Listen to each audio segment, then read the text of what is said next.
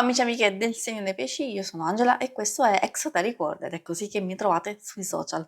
Questo è l'oroscopo settimanale dal 5 all'11 gennaio e prima di iniziare vi ricordo che è una seta generica, prendete solo ciò che vi risuona e se volete potete integrarla col vostro ascendente.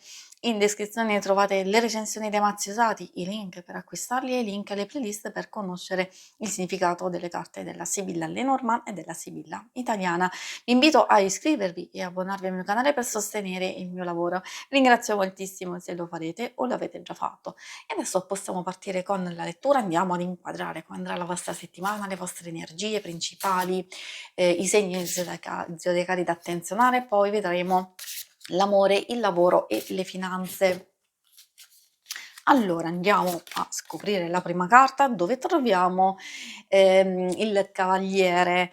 Molto interessante perché è sempre un'energia molto rapida, soprattutto riguardo notizie, informazioni, novità in arrivo, ricevere e fare visite, consegne, quindi se aspettate sia diciamo di ricevere qualcosa, questo potrebbe essere il momento giusto, anche per programmare, perché no, un viaggio o degli acquisti, eccetera. Quindi, e siccome si muove abbastanza in fretta con le cose che sono in arrivo, bisogna essere pronti a coglierle. Tra le varie cose bisogna essere pronti a cogliere soprattutto quelle che vi possono dare più tranquillità, serenità, divertimento, gioia. Può essere un invito di qualcuno e quindi occasione proprio di divertirsi, perché con il fanciullo in realtà può, esserci qualche conseguenza positiva, e cioè un nuovo incontro, qualcosa di stimolante, qualcosa di coinvolgente, di molto bello. Quindi è vero che si tratta di nuovo inizio, ma anche di accogliere delle occasioni, delle novità che possono essere interessanti per voi. Poi abbiamo questo bellissimo quadrifoglio, dico bellissimo perché ha a che fare con la fortuna vera e propria, certo, ma soprattutto con le possibilità che noi possiamo crearci. Quindi sì, è vero, ci sono queste possibilità che si possono finalmente aprire, delle sorprese, dei cambiamenti fortuiti, però alcune cose sono anche frutto del nostro impegno e che finalmente arriva una ricompensa, una vittoria, una nuova conquista, un ottenimento, anche possibilità di fare un buon affare, delle spese insomma vantaggiose, eccetera.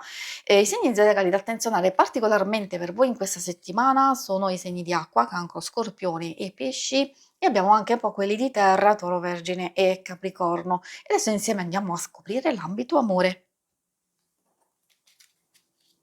Ambito amore, coppia single principalmente, per alcune cose possono fare riferimento anche ai rapporti più importanti, tipo di famiglia o amicizia, eccetera. Quindi consiglio sempre di ascoltare per capire cosa vogliono dirvi, in base ovviamente a quello che state vivendo. Il rododendro, scusate, è sempre un po' difficile da digerire effettivamente, perché può portare qualche incomprensione, un po' di conflitti, una fase di incertezza, oppure semplicemente proprio voglia di starsene per conto proprio, un po' chiusi, introversi, quindi, dipende da quello che state vivendo. È ovvio che questo tipo di atteggiamento può dare un po' fastidio, magari potreste essere voi così, e che quindi può portare un po' di pesantezza, incertezza nella coppia, oppure potrebbe essere l'altra persona che magari è così nei vostri confronti e a voi dare,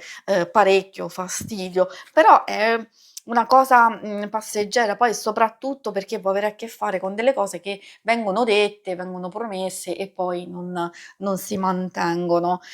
Quindi, vediamo che sia il rododendro sia la ninfea ci fa capire di non avere grandi pretese, di grandi aspettative, di non illudersi di qualcosa, perché per vicissitudini varie sia personali sia situazioni esterne, al momento possono essere, bloccate. Se invece sono dinamiche strettamente personali, magari cercare di, mettere un po' di pepe, nel senso di cambiare qualcosina con il proprio atteggiamento, proprio per, ritrovare, desiderio, passione, eccetera, oppure anche quel gioco, amoroso di seduzione, di attrazione, di, "provocazione" tra virgolette, che può andare ad innescare qualcosa di positivo e di piacevole.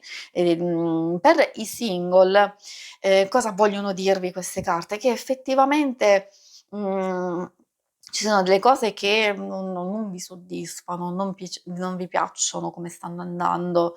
Può essere legato a qualcuno del passato o qualcuno che in qualche modo è presente ancora nella vostra vita o nei vostri pensieri. Quindi queste fanno capire che, può essere veramente difficile.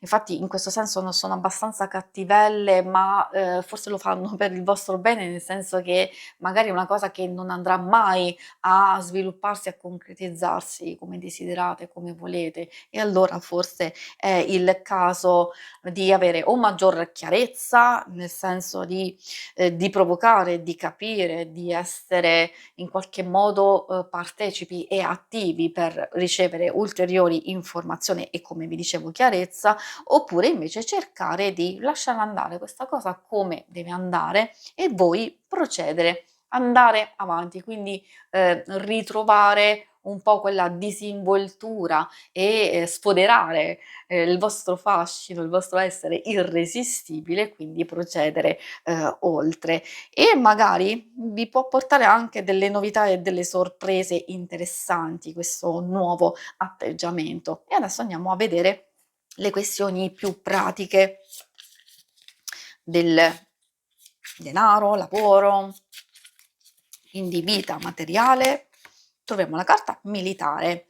Allora, questa ci fa capire che in qualche modo dobbiamo farci trovare pronti a qualsiasi circostanza ed evenienza. Non è necessariamente una carta, negativa, però, ci dice che possiamo, e che forse abbiamo l'opportunità di, sfoderare le nostre capacità, la nostra esperienza, il nostro talento proprio per, superare una fase critica, una difficoltà. Infatti questa ci consiglia di tenere alta, la guardia. Poi magari può riferirsi solo a delle complicazioni, a degli imprevisti o litigi o discussioni nell'ambiente lavorativo o a causa purtroppo, del denaro, esserci delle varie problematiche che se magari facciamo già attenzione possiamo cercare, di, sviare, di migliorare subito o di affrontarle appunto nel miglior modo. Infatti a proposito proprio della gestione delle capacità, c'è il mercante che indica poi la fase del miglioramento, del riuscire a gestire perfettamente le cose. Quindi abbiamo capito che in qualche modo c'è un imprevisto, c'è un qualcosa che non funziona e che può essere sistemato precedentemente, oppure se proprio è un qualcosa di inevitabile, comunque riuscirete a recuperare e a gestire.